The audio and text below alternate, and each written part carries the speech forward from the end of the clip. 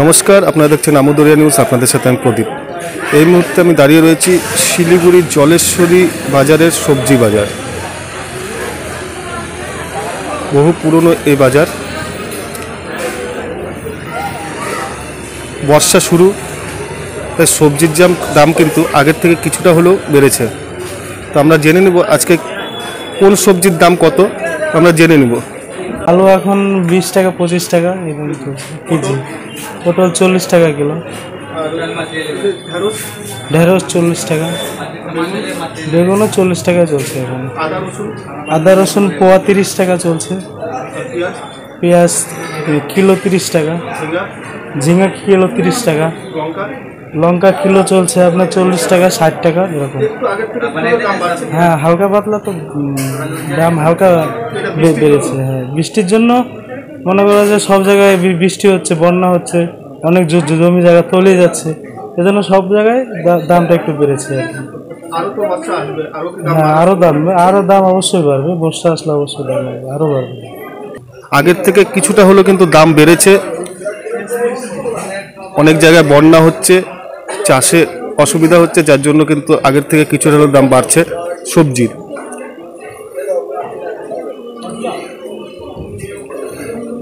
আশঙ্কা ব্যবসায়ীদের যে বর্ষা কেবল শুরু, আরও বর্ষা হলে কিন্তু দাম আরও বাড়তে পারে, এমনটাই আশা করছে।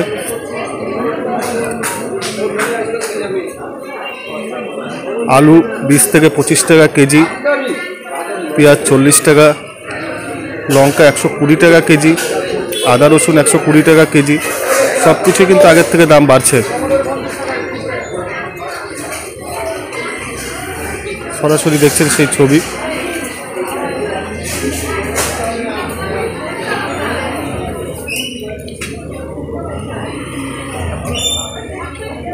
নিত্য প্রয়োজনীয় জিনিস যেগুলো আলু, পেঁয়াজ, আদা রসুন, লঙ্কা, এগুলো কিন্তু প্রতিদিনই মানুষের গৃহস্থিতে লাগে।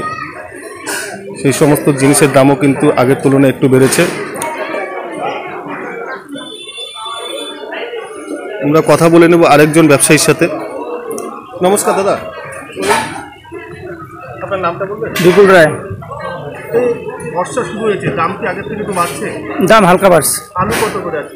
আলু 25 টাকা কিলো, লঙ্কা? লঙ্কা 10 টাকা পোয়া, আর আদা, টমেটো?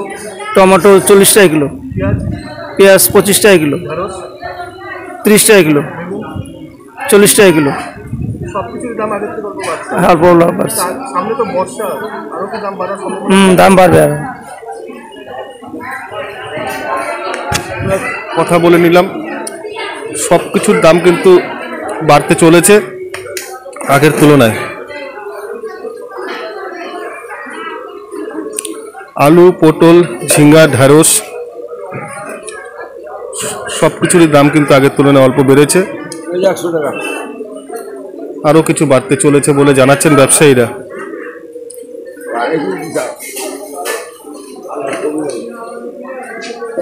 শিলিগুড়ি জলেশ্বরী সবজি বাজার থেকে সরাসরি আপনারা দেখছেন সেই ছবি।